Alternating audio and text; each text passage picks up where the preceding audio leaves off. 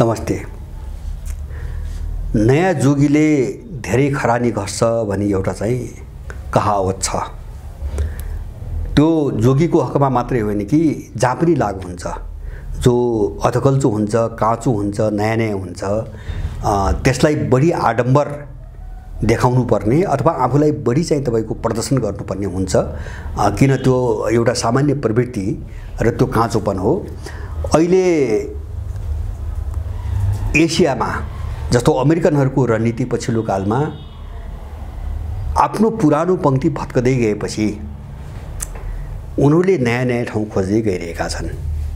नयाँ नयाँ ठाउँ खोज्दै युद्ध मोर्चाहरू नयाँ ठाउँमा खोल्ने, किन यिनीसँग जो पुरानो ठाउँ थियो त्यहाँबाट चल्ने स्थिति भएन, जति कोसिस गरे पनि चल्ने स्थिति भएन।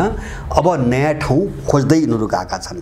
एउटा पाटो म अलिकति कहाँ छ त्यो म चर्चा गरौँला विशेष गरिकन। यसको दोस्रो पाटो के छ भन्छ भने यिनको पुरानो घरमा विद्रोहको आवाज निर्णायक रूपमा बाहिर आइरहेको छ, जबरजस्त रूपमा। जस्तो हंगेरी र सर्बियाले आफ्नो आर्थिक स्वार्थमाथि आँच पुर्याएको खण्डमा नेटो देशहरूसँग युद्ध गर्ने सार्वजनिक रूपमा घोषणा गरेका छन्।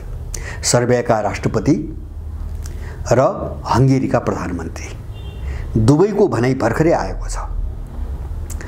अब कुन सन्दर्भमा आएको छ भन्छ भने म अलिकति एसिया पछाडि जोड्ला। कुन सन्दर्भमा आएको छ भन्छ भने अमेरिकाको एउटा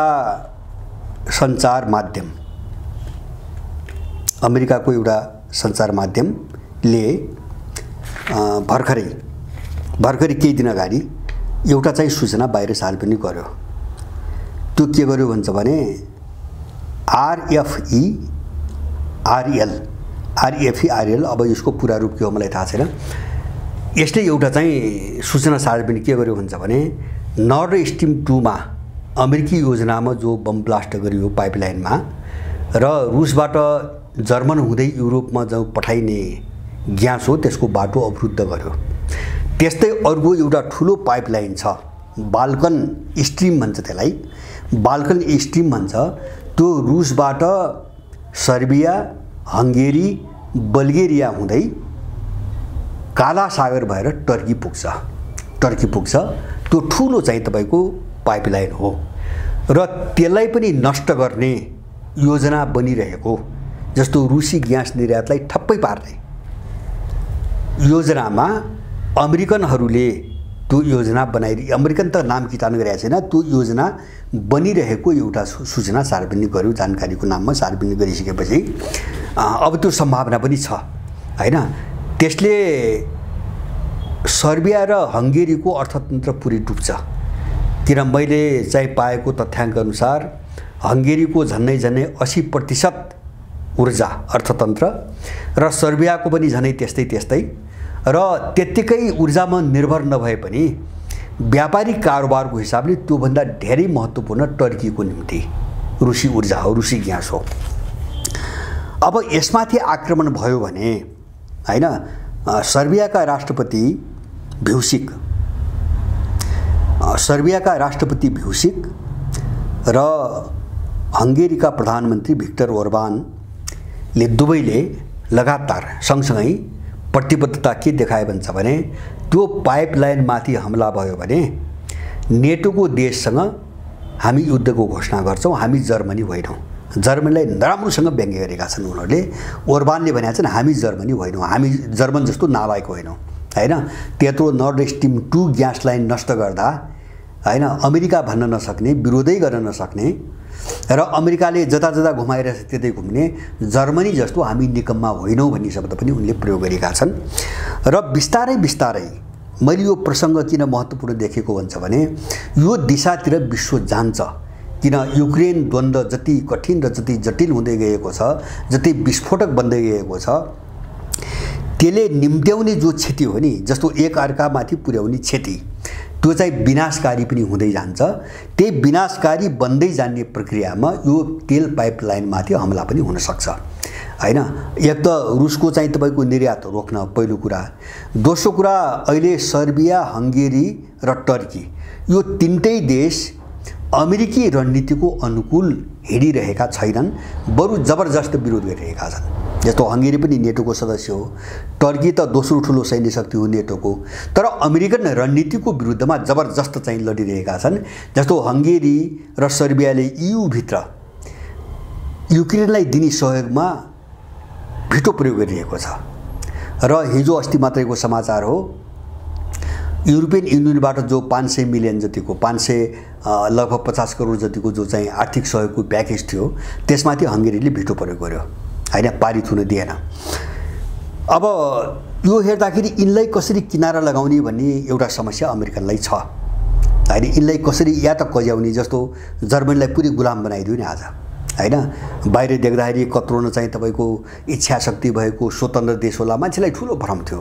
तर जर्मन कति अधीनस्थ र एउटा गुलाम रहेछ अमेरिकाको भन्ने कुरा उसको निरीहता, हरेक घटनामा उसको निरीहताले देखाइरहेछ। र अमेरिकाले बाँकी जो उसको अनुकूल भइरहेछन् ती देशलाई पनि कि त्यस्तै निरीह बनाउन खोजिरहेछ हैन। जस्तो अहिले युरोपमा चाहिँ अब सबैभन्दा बढी तेल र ग्यास बेच्ने अमेरिका छ, रुसपछि। रुस अहिले दोस्रो स्थानमा छ हैन, अब पहिलो स्थानमा थियो। अब त्यस्तै या त चाहिँ जस्तो बाल्कन चाहिँ दो स्ट्रिम भन्छ यो ग्यास पाइपलाइन, यसबाट तेल लिने सबै देशहरूले या त अमेरिकनबाट नै लिन बाध्य बनाउने ग्यास र तेल हैन, चर्को मूल्यमा 4 गुणा बढी मूल्यमा बेचिरहेको छ उसले। अब ठ्याक्कै आफ्नो अन्डरमा लैजाने र रुसलाई पनि कमजोर बनाउने रणनीति अन्तर्गत अमेरिकाले जस्तो नर्थ स्ट्रिम 2 गर्यो भने बाल्कन चाहिँ तपाईको पाइपलाइनमा गर्दैन भन्ने कुरै भएन, उसले गरिदिने हो। तर उनले चेतावनी दिइसके यसको निम्ति हामी युद्धकै घोषणा गरेर अगाडि जान्छौँ, हामी चाहिँ बाँकी राख्दैनौँ।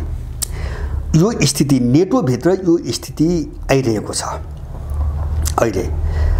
अर्को के देखिन्छ भन्छ भने जस्तो अहिले अमेरिकाको एउटा खेल, त्यहाँ नेटो भित्रको अन्तर्गतको कुरा गर्दैछु मैले। अहिले यो बाल्कन चाहिँ पाइपलाइनसँग सम्बन्धित देशहरूले त अब युद्धकै घोषणा गरे भनौँ न। राष्ट्रपति र प्रधानमन्त्री दुवै देशका अब यसरी बोले भनेपछि उनीहरूले अनौपचारिक रूपमा युद्धकै घोषणा गरे र त्यहाँ युद्ध हुन्छ। त्यो घटना घट्यो भने नेटोभित्रै युद्ध हुन्छ एउटा। र दोस्रो अर्को नेटोभित्र जो अन्तर्विरोध बढिरहेछ नि त्यो त्यहाँ मात्रै सीमित छैन कि फ्रान्ससँग चाहिँ चरम दुश्मनी छ भित्र। किन फ्रान्स चाहिँ साह्रै पुरानो शत्रु हो, एङ्ग्लो सेक्सन ग्रुपको निम्ति साह्रै ठुलो शत्रु हो फ्रान्स, जस्तो अमेरिकाको निम्ति र बेलायतको निम्ति विशेष गरिकन। त्यसकारणले युरोपमा फ्रान्सलाई पावर हाउस बन्न नदिनको निम्ति उनले सक्ने सबै षड्यन्त्र गर्दै आछन्। जस्तो 2021 मा एउटा घटना भएको थियो, अस्ट्रेलियाले पनडुब्बी किन्ने फ्रान्ससँग झन्डै 40 बिलियन कति आसपासको थियो, मैले त्यो आँकडा बिर्सेँ। त्यसलाई अमेरिकाले रद्द गराएर खोस्यो र आफूले बेच्ने सम्झौता गरायो हैन। एउटा देशसँग, त्यो पनि नेटो सदस्य हैन, आफ्नै गठबन्धनभित्रको सदस्यसँग अर्को देशले गरेको सौदा हैन, व्यापारिक चाहिँ तपाईको कारोबार सहमति र सम्झौतालाई खारेज गराएर त्यो आफूले खोस्ने हैन, एउटा त्यो घटना। अर्को चाहिँ भर्खरै पोहोर केही महिना मात्रै भयो, 1 वर्ष पनि भएको छैन। यो चाहिँ तपाईको अमेरिका र बेलायतले अस्ट्रेलियालाई परमाणु हतियारले लैस पनडुब्बी पनि दिने अर्को चाहिँ तपाईको निर्णय गरेका छन् भर्खरै हैन। एउटा चाहिँ सामान्य पनडुब्बीको कुरा भयो, ठुलो सौदा थियो त्यो। दोस्रो चाहिँ परमाणु हतियारले लैस पनडुब्बीको डिल गरेका छन् हैन। र यसको संकेत मैले पछि बताउँछु। यिनीहरू एसियातिर शिफ्ट भइरहेछन्। जति पुरानो चाहिँ एलायन्सभित्र यिनको मतभेद बढ्दैछ नि, फुट आउँदैछ, यिनीहरू त्यो विकल्पको खोजीमा चाहिँ लागिरहेछन्। म त्यसलाई पछि जोड्छु। जस्तो यिनीहरूको अर्को दुश्मनीभित्र उनका आफ्ना सिमानाका दुश्मनी छन्। जस्तो अहिले नेटोभित्र अमेरिकाको सबभन्दा नाङ्गो पिट्ठु भनेको पोल्यान्ड हो। पोल्यान्ड र 3टा बाल्टिक देश हुन्। यिनीहरूसँग चाहिँ जर्मनीको चाहिँ ठुलो दुश्मनी छ जमिनको विषयलाई लिएर। दोस्रो पहिलो विश्वयुद्धदेखि नै ठुलो दुश्मनी छ, त्यो बारम्बार बल्झिरहेको छ। र अमेरिकाले त फ्रान्स र जर्मनको बेइज्जती गर्नु पर्यो भने सधैँभरि पोल्यान्डलाई प्रयोग गरिरहेछ हैन। यिनको विरुद्धमा पोल्यान्डलाई बोल्न लगाइरहेछ। अब यिनी घटनाहरू जस्तो त्यहाँभित्रका घटनाहरू हैन, नेटोभित्र जो विभाजन आइरहेछ नि, अब यो प्रक्रियासँगै एङ्ग्लो सेक्सन गुट नयाँ युद्ध मुद्दाहरू खोज्दै एसियामा केन्द्रित भइरहेछ। किन जस्तो अफ्रिका चाहिँ अब मलाई लाग्छ सक्दैन हैन, जो सैन्य विद्रोहको लहर अफ्रिकामा आयो यिनका विरुद्धमा, अफ्रिकामा यिनीहरू सक्दैनन्। युरोपमा सबै देखे युक्रेन द्वन्द्वबाट छरपष्ट सबै देखे र त्यहाँभित्रको अन्तर्विरोध पनि देखे, जो समाधान गर्न सकिने खालको छँदै छैन। मैले धेरै पहिलेदेखि भन्दै आएको छु, EU त 3 टुक्रा भइसकेको छ।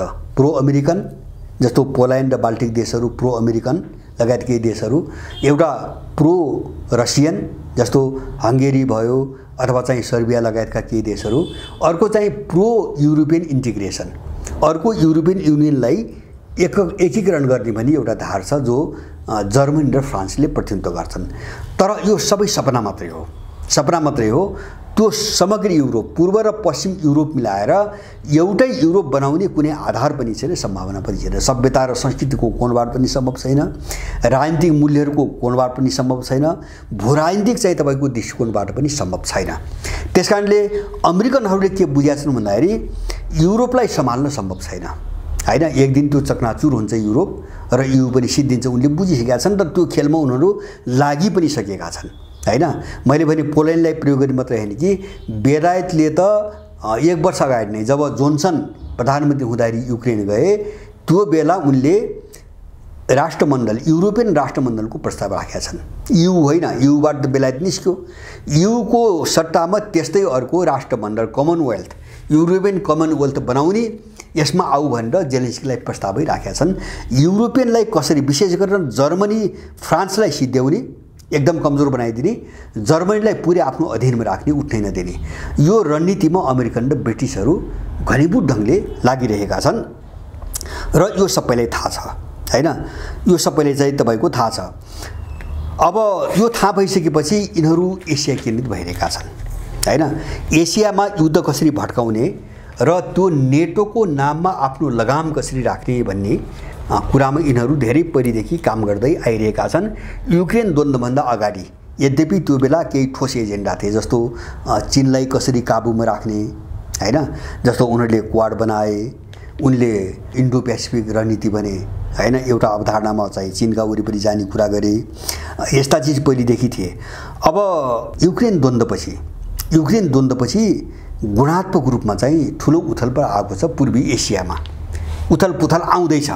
र मैले के देख्छु भन्छ भने परमाणु हतियारको तीव्र प्रसार र परमाणु युद्धको जोखिम अब पूर्वी एसियामा बढाउँदैछन् अमेरिकनहरू। अमेरिकन ब्रिटिसहरूको जोड कसरी पूर्वी एसियालाई एउटा परमाणु युद्धको अखाडा बनाइदिने भन्ने चाहिँ सोचमा लागेका छन्। सायद उनीहरू पूर्वी एसियाबाट धेरै टाढा भएको, आफूलाई धेरै हानि नोक्सानी पनि नगर्ने, अब युरोपमा फस्दा जुन जोखिम हुन्छ त्यो जोखिम, जस्तो आर्थिक सबै कोणबाट जोखिम, उल्झनु पर्ने जोखिम, त्यो जोखिम पनि मोल्न नपर्ने धेरै भएको हुनाले उनीहरूले एसियालाई अहिले चाहिँ फोकस गरिरहेका छन्। जस्तो म अहिले त्यो रणनीति अन्तर्गत पछिल्ला केही समयहरू, केही घटनाहरूमा राखेर यो पछिल्लो 1-2 दिन यताका केही चाहिँ समाचारहरूबारे जान्छु। जस्तो अमेरिकाले गएको अप्रिलमा फिलिपिन्समा 4 वटा आफ्नो बेस क्याम्पहरू थप्यो। उसका 3टा बेस क्याम्प, हवाई बेस क्याम्पहरू चाहिँ 3टा थिए, त्यसमा 4 वटा थप्यो। मार्कोसको छोरो राष्ट्रपति भएपछि, चुन्नेपछि, जो तानाशाह अमेरिकाले दशकौँसम्म फिलिपिन्समा चाहिँ लगाएर अत्याचार गर्यो, उसको छोरो राष्ट्रपति भएपछि 4 वटा चाहिँ तपाईको बेस क्याम्प थप्यो अमेरिकाले अप्रिलमा। अनि त्यसपछि मे महिनामा अमेरिकाले एउटा कुरा छानबिन गर्यो, जापानमा नेटोको कार्यालय खोल्ने हैन, जसको फ्रान्सले कडा शब्दमा भर्सना गरेको थियो। किन फ्रान्सले त बुझिरहेछ नि अमेरिकाले के गर्न खोजिरहेछ भन्ने त बुझिरहेछ। त्यसकारणले फ्रान्स म्याक्रोनले के भने भन्छ भने नेटो भनेको ट्रान्स एटलान्टिक हैन, जस्तो आन्ध्र महासागरसँग जोडिएका देशहरूको सैन्य सङ्गठन हो, यो त्योभन्दा बाहिर जान सक्दैन हैन। जस्तो ट्रान्स एटलान्टिक भनेको जस्तो उत्तर अमेरिका र पश्चिम युरोप हैन, बीचमा चाहिँ आन्ध्र महासागर छ र त्यो आन्ध्र महासागरले जोड्ने युरोपीय भाग र चाहिँ अमेरिकी उत्तर अमेरिकी भागको सङ्गठन हो। हामी जापानमा नेटोको अफिस राख्ने कुरा चाहिँ हामी मान्दैनौँ हैन। उनले म्याक्रोनले प्रतिवाद पनि गरेका थिए। तर नेटोको अहिलेको महासचिव हुन् कि अध्यक्ष हो स्टोल्टेनबर्ग, उनले चाहिँ जापानमा राख्ने सम्भावना मरिसकेको छैन भनेर अमेरिकनहरूको योजनालाई अलिकति समर्थन गरेर त्यसको 2-3 महिनापछि पनि एउटा प्रतिक्रिया उनले दिएका थिए। अब त्यसपछि मैले भने फिलिपिन्समा हवाई के अरे चाहिँ बेस क्याम्पहरू थप्यो अनि जापानमा उसले नेटोको अफिस राख्ने चाहिँ तपाईको आवाज अगाडि बढायो। त्यसपछि गएको अप्रिलमा उसले त्यहाँ उत्तेजनात्मक वातावरण सिर्जना गर्न उसले दक्षिण कोरियामा गएर के भन्नु त अमेरिकनहरूले सायद रक्षा मन्त्री गएको थिए हैन अस्टिन, उनले के भन्छ भने दक्षिण कोरियाले के अरे उत्तर कोरियाले दक्षिण कोरियामाथि आक्रमण गर्यो भने हामी चाहिँ दक्षिण कोरियाको बचाउको निम्ति उत्तर कोरियामाथि परमाणु चाहिँ हमला गर्छौं भन्ने चाहिँ उनले दक्षिण कोरियालाई उकासे हैन, त्यहाँ उकासे।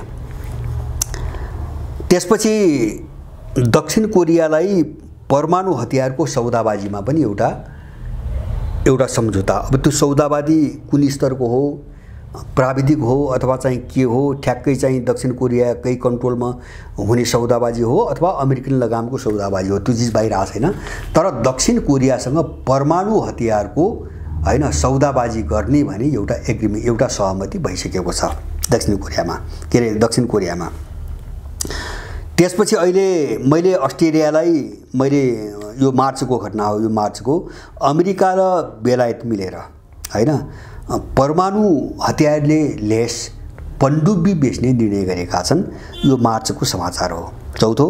र अहिले भर्खरै हिजो मात्रैको समाचार, सायद यो मेरो प्रसारण हुँदाखेरि 3 दिन 4 दिन जति जान्छ, ताइवानलाई पहिले चाहिँ प्रस्ताव 34.5 करोडको थियो, अहिले 8 करोडको निर्णय भएको छ। 8 करोडको हतियार बेच्ने अमेरिकाले निर्णय गरिसकेको छ, तर त्यो स्वीकृत पनि भइसकेको छ। ताइवानलाई कसरी शस्त्रीकरण गर्ने भन्ने बाटोमा उ गइरहेछ र चीनसँग लड्न उसले उकासिरहेछ। अब यही बीचमा उसले सबैभन्दा नराम्रोसँग प्रयोग गरेको चाहिँ जापानलाई हो। किन भन्छ भने जापानलाई हामीले बुझ्ने के हो भन्छ भने आर्थिक रूपमा सम्पन्न छ, विकसित देश छ, तर आर्थिक रूपमा सम्पन्न हुँदैमा त्यो सबै चीजमा सक्षम हुन्छ भन्ने होइन। एसियामा सबैभन्दा, अमेरिकाको सबैभन्दा तल्लो स्तरको र एकदम कमजोर गुलाम यदि कोही छ भने त्यो जापान नै हो हैन। आर्थिक रूपमा जुन स्वरूप हामी देख्छौं नि, बाँकी सामरिक र चाहिँ तपाईको राजनीतिक रूपमा हेर्ने हो भने ठ्याक्कै प्रत्यक्ष गुलाम भन्दा पनि कमजोर अवस्थामा जापान देखिन्छ। जापानको अवस्था त कस्तो छ भन्छ भने उले अमेरिकाले बनाइदिएको संविधान पनि संशोधन गर्न सकेका छैन अहिलेसम्म हैन। हजारौंको संख्यामा अमेरिकन सेना छ, हजारौंको संख्यामा अमेरिकन सेना छ, जसले 2टा परमाणु बम हानेर जापानलाई ध्वस्त बनाएको थियो। र एउटा स्कुलिङ भनौं, स्कुलिङ सबै कोणबाट उनको दिमाग पुरै नष्ट गरिसकेको छ जापानिज शासक वर्गको। र जापानलाई प्रयोग गरेर उसले भन्न लगाएको, जस्तो मैले यो भन्दा अगाडि भनेको थिएँ नि, युक्रेनको पश्चिमी भाग कमजोर गर्नको निम्ति उसले जेलेन्स्कीलाई र युक्रेनको राष्ट्रपतिलाई के भन्न लगायो भन्छ भने केही समय अगाडि युक्रेन र चाहिँ पोल्यान्डको कुनै ऐतिहासिक रूपमा सिमाना थिएन हैन, एउटै भूगोल हुन् भन्न लगायो। किन त्यो युक्रेनमाथि आक्रमण गर्ने उसले योजना बनाइरहेछ ताकि रुसलाई चाहिँ पश्चिम युक्रेनसम्म पस्न नदिने, रोक्ने।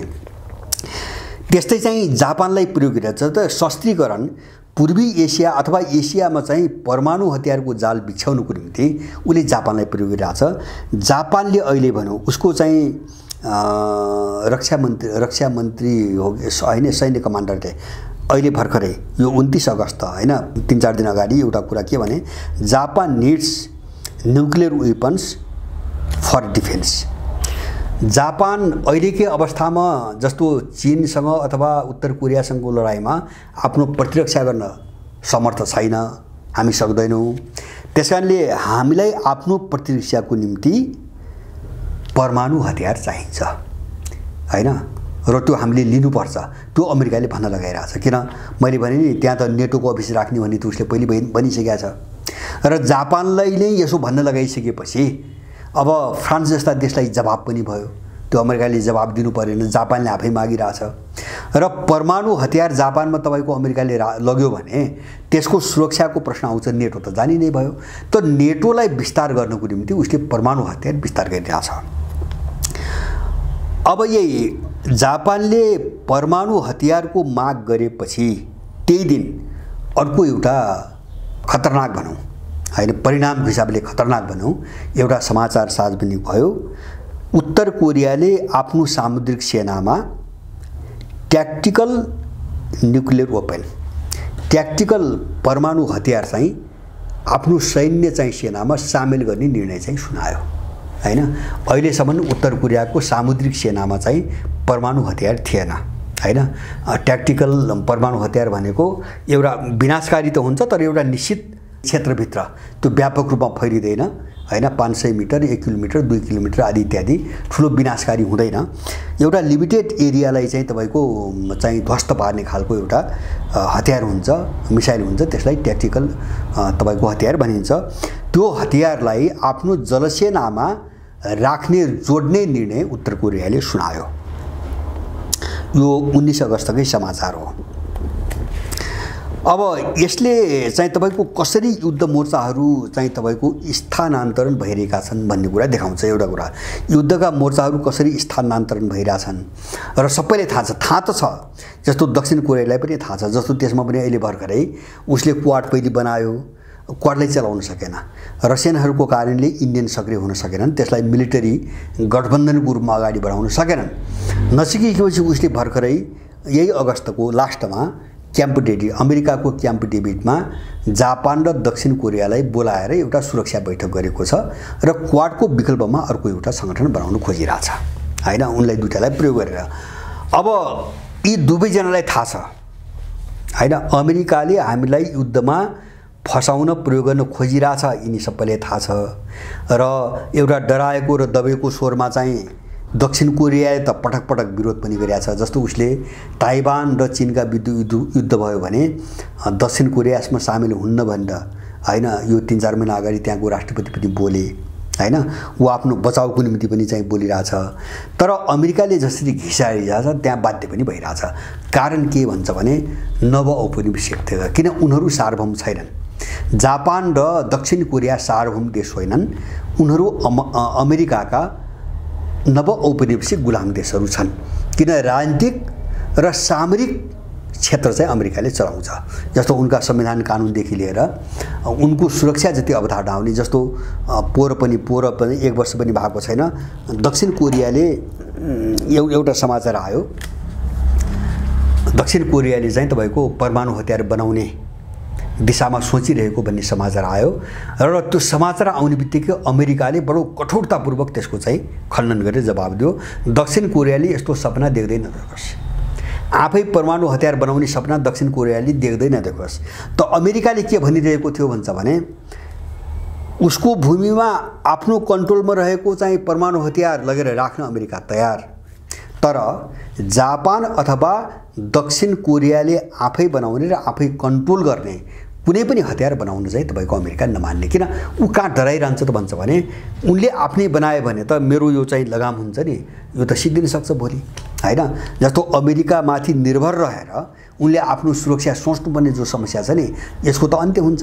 जस्तो युरोपमा त्यो देखिन थाल्यो। आज अफगानिस्तानको घटनापछि युरोपियन युनियनले आफ्नो सेना बनाउने निर्णय गरेको छ हैन। किन युको सेना थिएन, अहिलेसम्म युको सेना थिएन, सबै अमेरिका चाहिँ निर्भर थिए। युरोपको सम्पूर्ण सुरक्षा प्रणाली चाहिँ तपाईको अमेरिकाले हेर्थ्यो र नेटोको नाममा चाहिँ सबै ठाउँमा गएर बसेको थियो। सुरक्षा पनि सबैको अमेरिका निर्भर र अर्थतन्त्र पनि, व्यापार पनि अमेरिकन रणनीति निर्भर। यो दुईटै चिजबाट कसरी मुक्त हुने भनेर उनले अफगानको घटनापछि जसरी भाग्यो नि अमेरिका, त्यो घटनापछि धेरै बहसमा ल्याएर केही निर्णय पनि गरे र अहिले सुरुमा 5000 को संख्यामा युको सेना बनाउने भने उनको सहमति त्यही बेला भएको थियो। अमेरिका त्यहाँ डराइरहेछ। जस्तो मैले अघि नै भने फ्रान्सलाई किन अप्ठ्यारोमा पार्छ हैन। जस्तो कहिले अरूसँग भएका सम्झौता चाहिँ खारिज गराइदिन आफूले खोज्थे। अब कहिले चाहिँ जस्तो नाइजरमा फ्रान्सले आरोप लगायो, नाइजरमा फ्रान्सको विरुद्धमा जो कु भयो र फ्रान्सको दूतावासलाई देश निकालाको जो आदेश भयो, त्यसमा अमेरिका पनि छ। 54वटा चाहिँ सांसदले हैन, फ्रान्सका 94 जना सांसदले वक्तव्य जारी गरेका छन् र मैक्रोनलाई भनेका छन् हैन। यसमा रसियन चाइनिज मात्रै होइन कि अमेरिकन पनि यसमा संलग्न छ र अमेरिकाले पनि हामीलाई त्यहाँबाट निकाल्न चाहन्छ। यो अन्तर्विरोध छ उनीहरूभित्र हैन। त अब त्यसकारणले गर्दाखेरि जस्तो ठ्याक्कै आफ्नो लगाममा आउने सम्भावना नभएका देशहरूलाई कसरी कमजोर बनाएर उठ्नै नसकिने गराइदिने, त्यो रणनीति अमेरिकाहरूले पहिलेदेखि प्रयोग गरिरहेका छन्। जस्तो फ्रान्स त्यसकै एउटा कडीमा छ।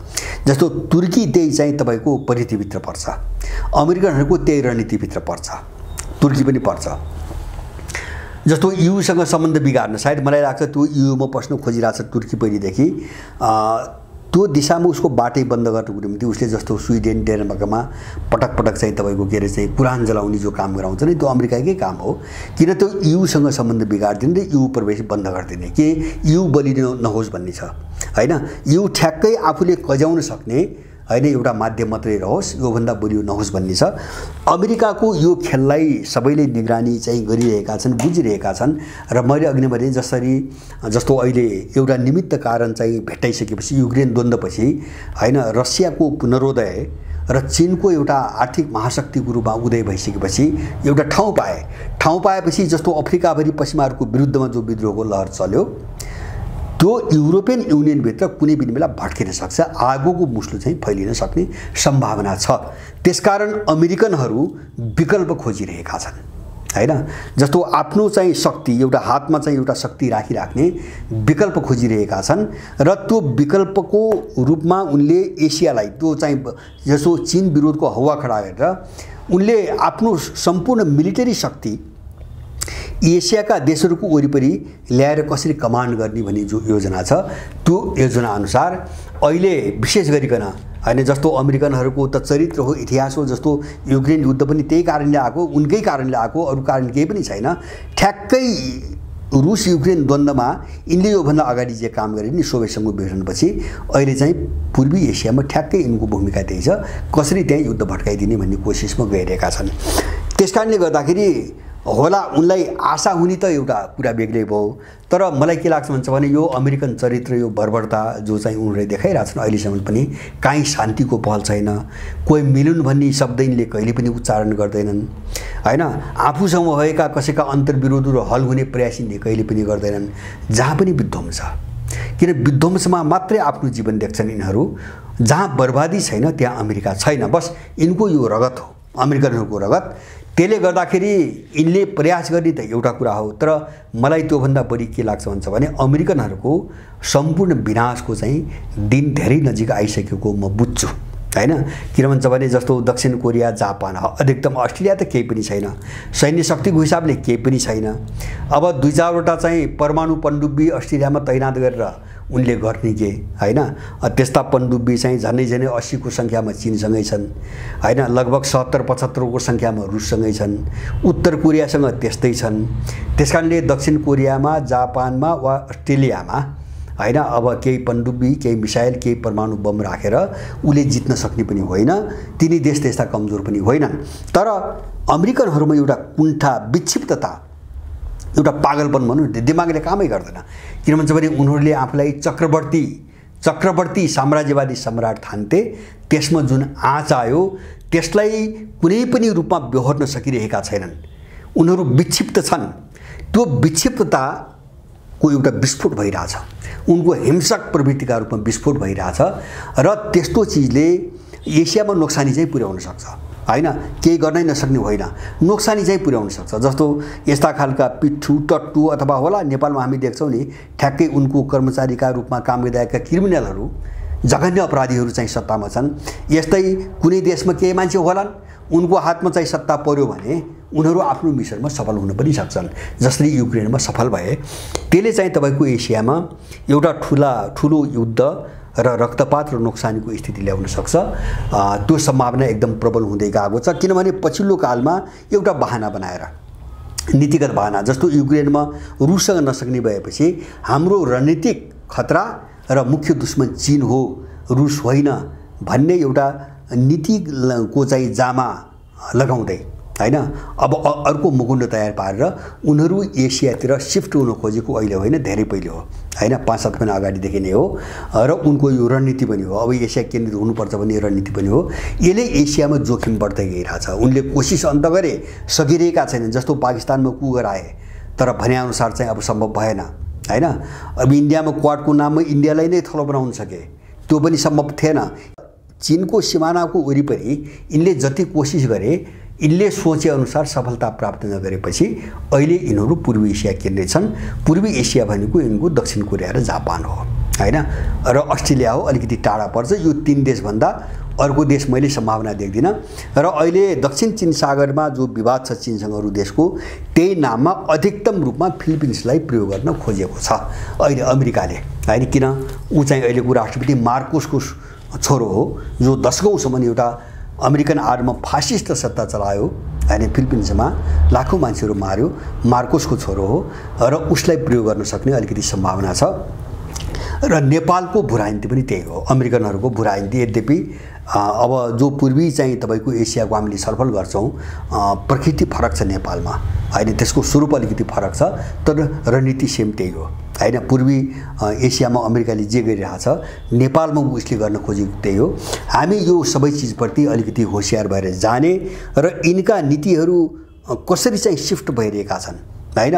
विश्वको कुन भूगोलमा र हाम्रो देशमा पनि यिनका नीतिहरू कसरी चाहिँ बदलिरहेका छन्, यसमा हामीले गहिरिएर चाहिँ ध्यान दिएनौँ भने हामी चाहिँ बुझ्दै नबुझिकन एकैचोटि ठुलो विनाशको चाहिँ खाडलमा फस्ने खतरा पनि एकदमै बढिरहेको छ। यसप्रति हामी सबैको सजगता समयमा होस्।